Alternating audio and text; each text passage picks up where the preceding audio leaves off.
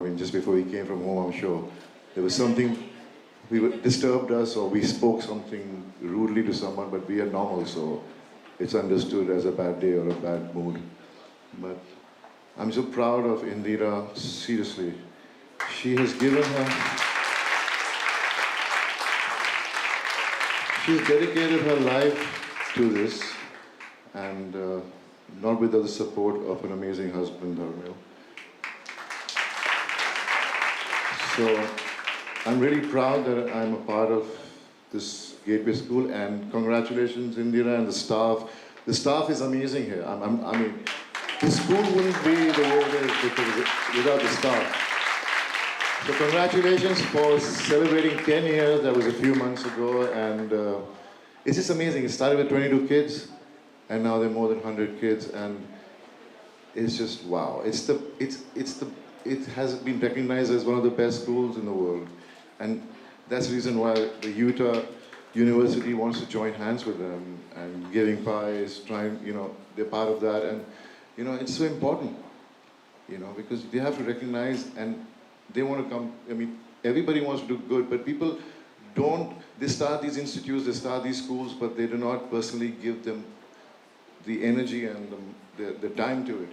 They think they're doing a good cause, but are they really looking into how it's been taken care of, how it's been worked, what programs, what are they trying to do with the kids?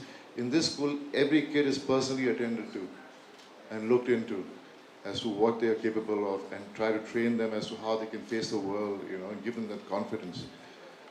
And I mean, I'm worried about my kids, so I mean, it's the same for these kids, so it's amazing. I mean, I'm just so happy to be here, and I'm so glad to see so many people here. And I mean, some of us out here are parents of these children, and they are so happy with how their kids have progressed in life. So thank you so much for having me here, Indira. Okay, next up is Tim. Tim, you're okay. Next up, Tim, sir. Tell us in not more than 30 seconds why you feel. Myself as an ally from an equity and inclusion perspective. I've been working in this field for 30 years supporting people with disabilities and thinking about how we include people with disabilities. And I still see people being segregated and isolated simply because of their disability and the stereotypes about disability. And we haven't fully supported the full range of opportunities for people with disabilities in their community, in employment, in residential areas. And so I really view my role as an ally to people with disabilities just to promote the idea of equity and inclusion for people with disabilities. Okay, Trisha, your turn. Tell us in not more than 30 seconds why you feel passionate about an ally with people with disabilities or slash special abilities. Thank you. So my passion really comes from, I'm a family member. So I have an aunt and a cousin with varying disabilities. So just kind of growing up in my family, it was something that I was comfortable around. And I don't think I realized the level of segregation or what services or how the system works, because my family members weren't in it in the United States. And so when I went to college and started working directly with people, it really was just my passion.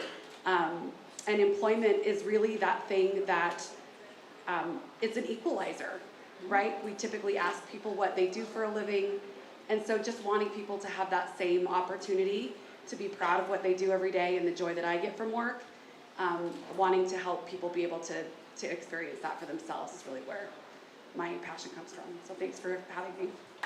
Very good. That is working out.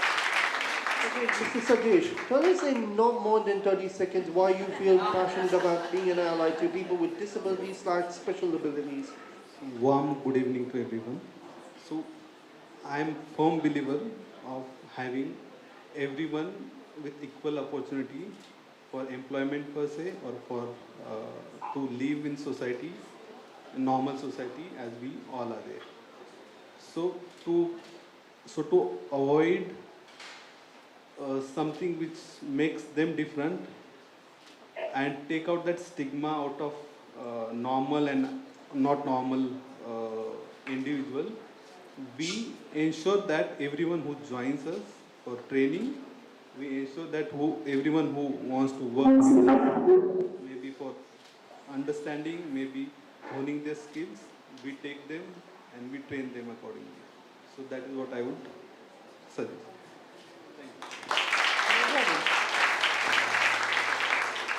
Okay, let's start with round one as an Okay, one icebreaker. second. We're gonna try and get Tony on this one. Hopefully.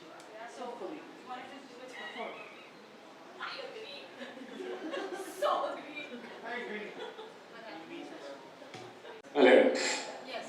Mahesh, sir, as, Now ask him the question. Okay. answer the same question again. Is that loud enough? Do I need to be loud?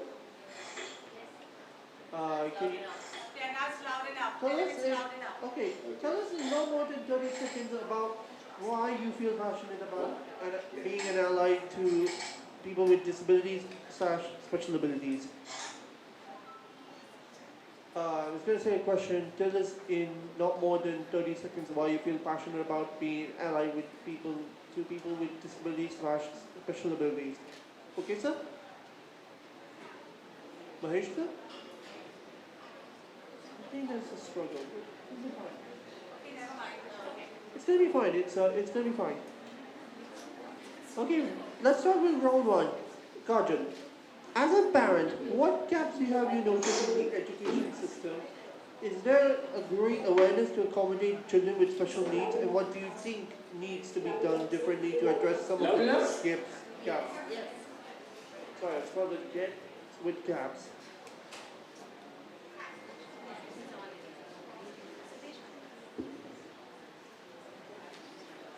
No, I think it's for Kajol. Yeah, it's for Kajal. It's for Kajal. Okay, so we get that. Maybe he can answer all the questions. You can together. answer. So why don't you let them, yeah. Sorry about it. Sorry about that, guys. Sorry for the delay. Oh, the education system is something that in India I'm supremely passionate about and sometimes very disappointed with also. Yeah, I have to say that. Because I feel that one of the major things that we have in our education system is the fact that we teach our children to mug everything. And everything is based, your grade, everything is based on the fact that can you recite like a parrot. Whether you get a 98% or a 50% is all relevant on how well you can write whatever is written in the textbook as is without actually putting your brain to use or without actually, understanding what you are actually writing. So yes, that is my major grouse with the educational system. But yes, I think there are lots of things that, so yeah. Thank you for sharing. I'm not finished. I'm sorry. I'm on my soapbox, don't stop me. I won't let you talk. Thank you. But yes, I think one of the things, like I said before, I think one of the major things that we teach our children, and like my son keeps asking me, he's like, Mom, you're sending me to school, why do I have to go to school? And this is my basic answer to him, which I think the first time I said it to him, I think he had to go find a dictionary to understand exactly what I was saying. So I was like, you have to understand that the reason that I'm sending you to school is not for you to get good marks, is not for you to learn history, geography, maths. I'm sending you to school to understand society. I'm sending you to school to understand how to integrate yourself into society. I'm sending you to a good school so that you understand what everybody is like, that there are all different kinds of people in this world that you're going to meet. And school is the first step for every child to understand that. So yes, we had lots of topics. When I was a kid for about 2 years in the middle while I was studying, we had something called moral science, which I would look at it and I was like, why am I learning moral science? I mean, it was like reading Aesop's fables or something like that. And you're like, that was in 7th grade.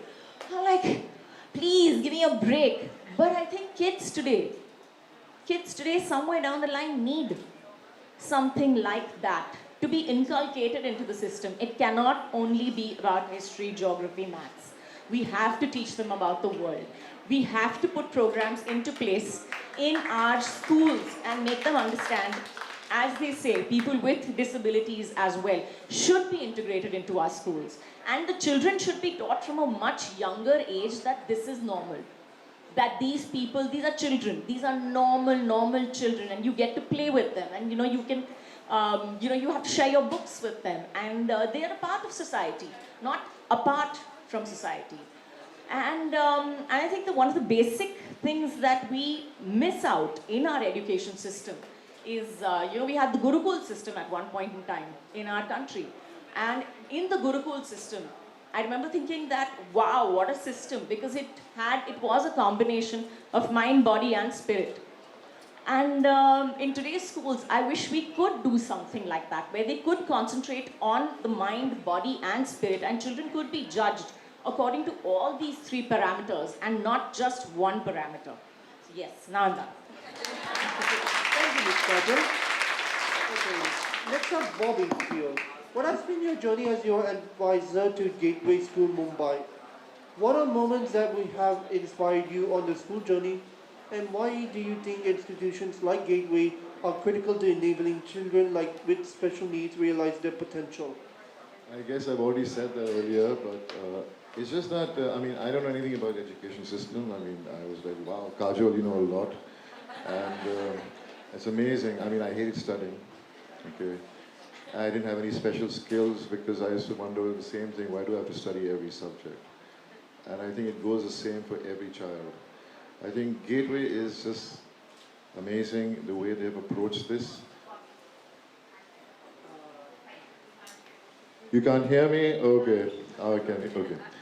So, it's just amazing how Gateway has, what they've done with the kids in their school. They work personally with every child and improve their skill sets and try to identify what they're good at.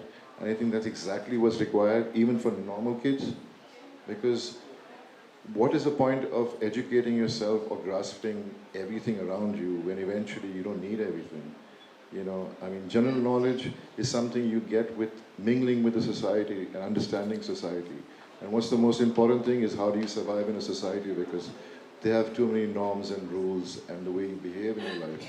I think every child should grow up to be independent, fearless of how the society thinks, and do exactly what they believe. And I think that's the most important thing every child should be taught.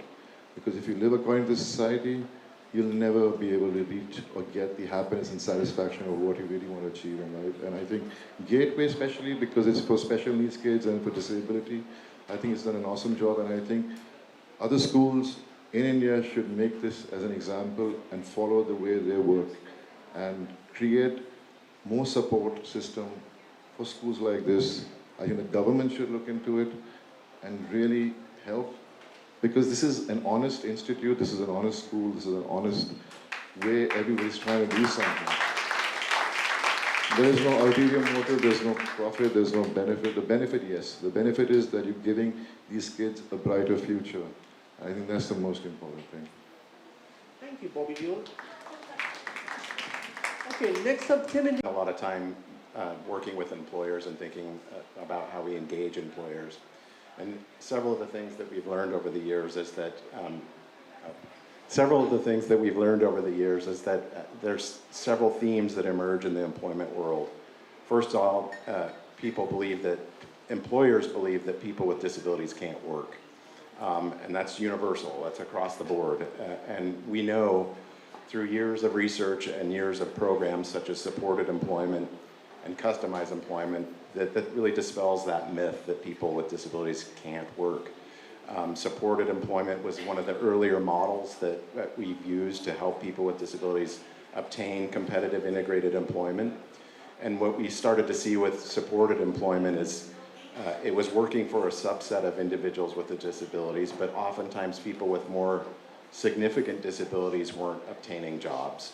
And so that's why we have customized employment, and I think that's what the Gateway School is trying to implement, is this idea of customized employment to help support people with more significant disabilities obtain jobs. And we know one of the predictors of maintaining a job for a person with a disability is finding the match and finding an appropriate match. So we match the skills and interests of an individual with a disability to the job. And oftentimes, what happens in the employment world or when we're supporting people with disabilities, we forget about the match. We just want to get a job, and then we start to place people in jobs based off stereotype.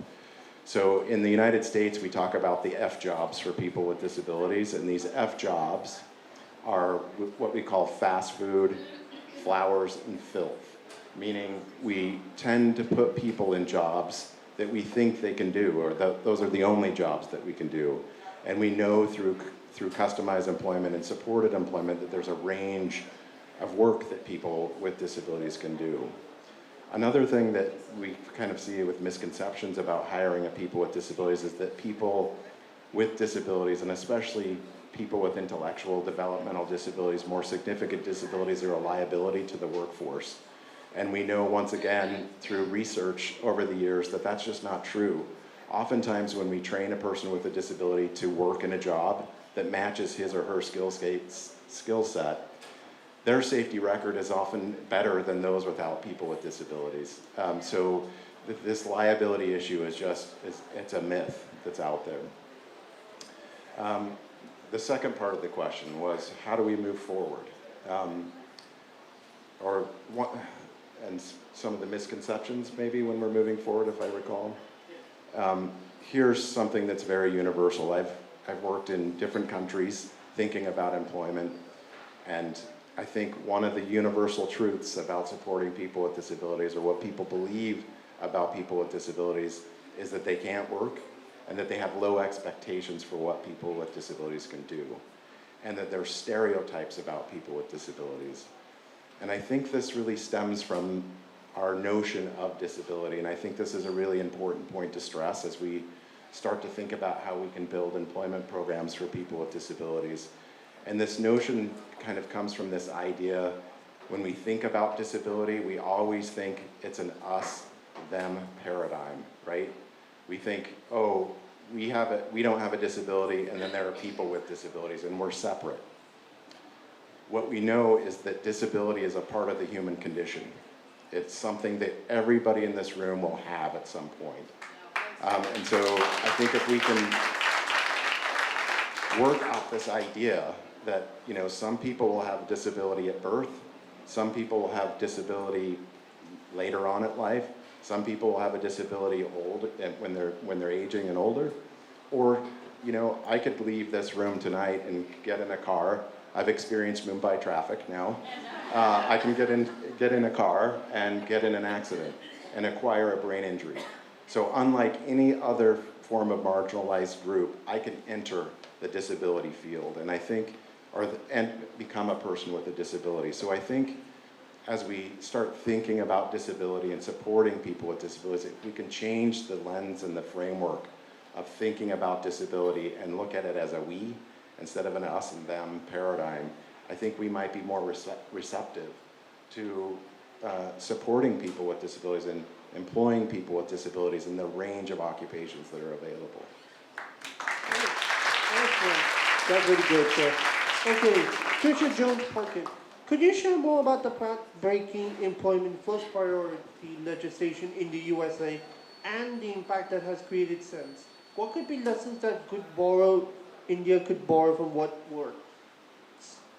Okay, so the Employment First initiative in the United States started, 2007, 2008, and it started with a handful of states that passed legislation, and now, today, there's 39 states that have some form of legislation or executive order, so that really is directing a lot of funding, priorities at the state level.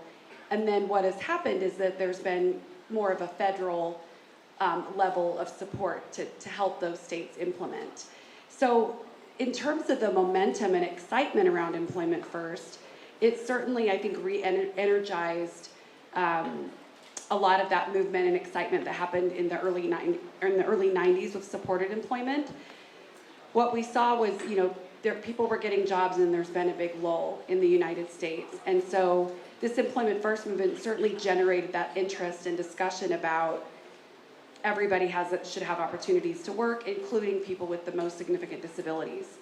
So in terms of lessons learned, there was kind of this big rush to say we're an employment first state, but people didn't really think it through in terms of how do we make this last, how do we make this stick, and who are we going to be accountable to? So those are the kinds of things that really make an impact in numbers or policies or people really having those opportunities, is having bodies of decision makers or whoever is putting up the funding to say what is it that we want to fund and what do we want to see happen, and measure those things and have those outlines of expectations. I believe that's where there's been some shortfall in the United States around employment first. And then you see states where there's been really good progress, and it's because they've measured and put, for lack of a better word, money where their mouth is. Saying we care about employment, we want people to be employed, what are the things that we need? So I think those would be my, kind of those lessons learned is, really matching what you say it is that you want and funding those initiatives. Okay, thank you so much, Lisa. Okay, Mr. Sadish, from your own lived experience of championing employment for people with disabilities at the workplace, could you share us how can employers in India create and benefit from more inclusive workplace? What are the challenges you face in this regard, and how did you overcome them? Yeah. So coming on to the challenges part first, I feel when you employ these kids or PWD candidates, so there is a potential biasness is there with the people who are working with them. They are for sure they will have unsure, I would say, guarantees from them that they would carry out this work or no. So that potential biasness you cannot remove. And secondly, I would feel there would be misconception from them that their capabilities may not be that they will complete the particular workforce. So to avoid all this kind of confusion or potential biasness, what we did is we have had a mentor assigned with everyone which were engaged at our facility. So starting from their entrance until they check out from the facility, we ensured that mentor takes the responsibility. We sensitize that mentor. We let them know what is their responsibility towards these kids or towards these employees, and how should they be treated at workplace. So they may not be perfect in every aspect, and we made ensure that our senior member would take repetitive rounds of that areas, would assess their performance after every week or 3 days initially, and we were so dependent on these kids that Rajdeep, Krish, we really miss them at workplace. Their vibrancy, their so they were kind of part of our team. They were kind of part of our family. So we worked there as family, of course. So at we were as in, we saw them sitting in cafeteria for 1 hour. Don't know what they were doing. So then we had to ask supervisor where are they and what are they doing. So by this ways we slowly improvised our processes to have them at workplace, train them on particular skills, and they can be assisted going forward. So that was it. Thank you. Thank you, sir. Okay, let's stick to round two. We're moving on to rapid fire round. Let's try asking the question again. What is the current scenario where the law and policy... What? Sorry, you were saying? Everybody, can you hear me? Yeah, you can, yes, you can hear us. Or am I speaking out? Is to consist of professionals trained to assist people with disabilities, like special educators and clinical psychologists. The most important thing is that the 22 policy aims to create a national database of persons with disabilities and link the that which is not of my doing. And by the way, I just want to answer the first question. The first question that was posed, right, as to why one is passionate about this. One is passionate because one is really passionate about Thank you, Mahesh, sir. Okay, now round two. We're moving on to rapid fire round. Sorry, Madam Mahesh, sir. Okay, let's start with Kajal. What role could celebrities play to influence and help mainstream the narrative that influence stakeholders around employment for persons with disabilities?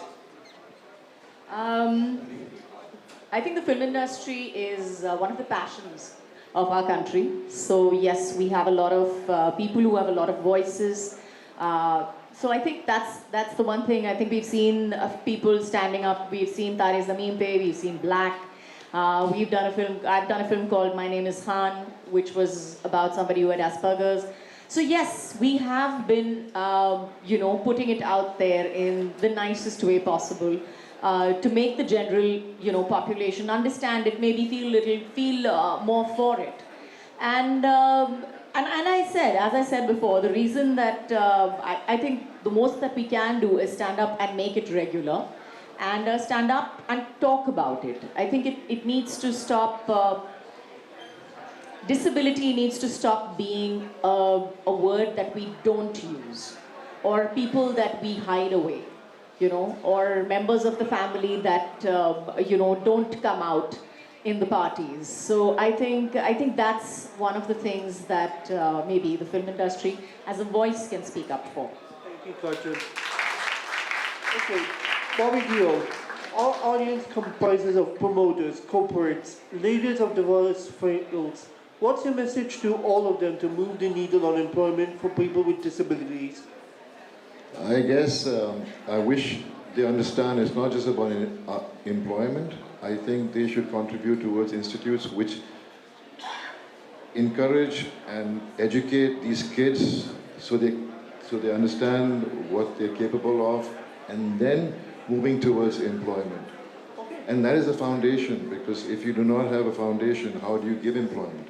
Then there will always be a thing where, oh no, this is us, they're them, and it's always going to be that way. So first, these corporates and all these people who have the facilities, who contribute towards charity, should use that towards creating institutes to educate kids with disability and special needs, so their skill sets could be understood, and then they can move forward in life. I mean, it's the same, like how Kajal was saying, that we need to teach and learn so much, we taught so much, and we don't understand anything. And so imagine children with disabilities, they need to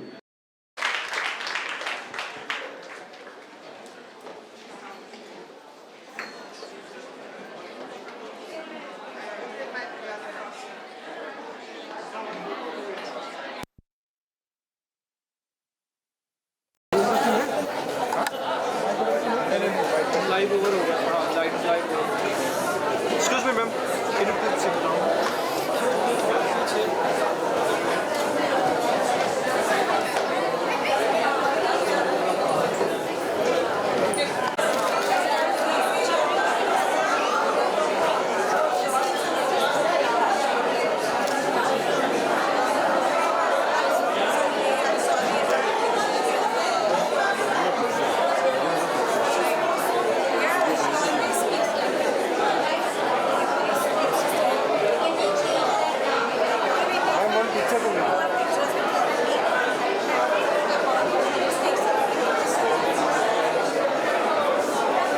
इधर से लेते इधर से नीचे से